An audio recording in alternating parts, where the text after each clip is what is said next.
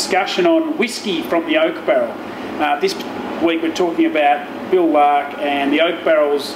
Two minds come together to create this fantastic whiskey. It's a apple brandy finish whiskey, which Bill will talk about shortly. There's only around 100 bottles available, and we're going to have it on taste at the Whisky Fair in a couple of weeks.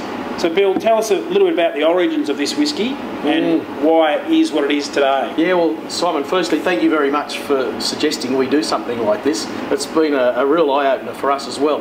And what we've done is we've had a barrel of apple brandy that we made some 9 years ago, sitting in a bourbon cask, sitting in the back of our bond store. The apple brandy was made from apple juice from the Huon Valley, so we collected the apple juice ourselves. We added some champagne yeast to the apple juice, fermented that out to produce our own cider, and then double distilled it in the pot stills to produce what we thought was a really tight-cut, strong flavoured apple brandy. Wow. The release of that apple brandy has been terrific, and a really rich apple brandy. And so the suggestion of finishing off some of our whiskey in an apple brandy one was exciting for us too.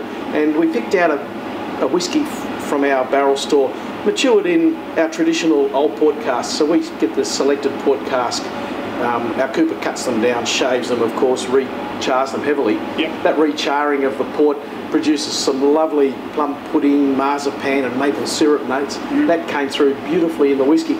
Amazing when you added this to the brandy, apple brandy barrel, how it picked up some delightful character, some sort of citrusy notes on the nose, and a depth that we found very exciting. What we had to do was, we weren't quite sure how long to leave it in the barrel, so we just had to keep tasting it a little bit. Tough job. A fair amount of what we call devil share in Tasmania. Yeah. And we found that after 3 months in the barrel, it just was perfect. The apple brandy hadn't dominated the whiskey, yet it had added a sensational depth of character to what was already a very good whiskey. Yep. So very exciting.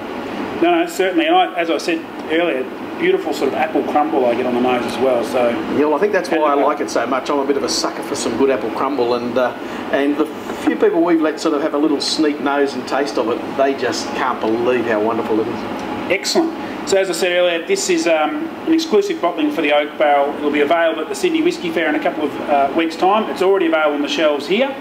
So if you haven't got your ticket, you've sadly missed out, but come along to some of our masterclasses for the Whisky Fair coming up, and you'll get an opportunity to taste this as well. Thank you. Thanks, Simon.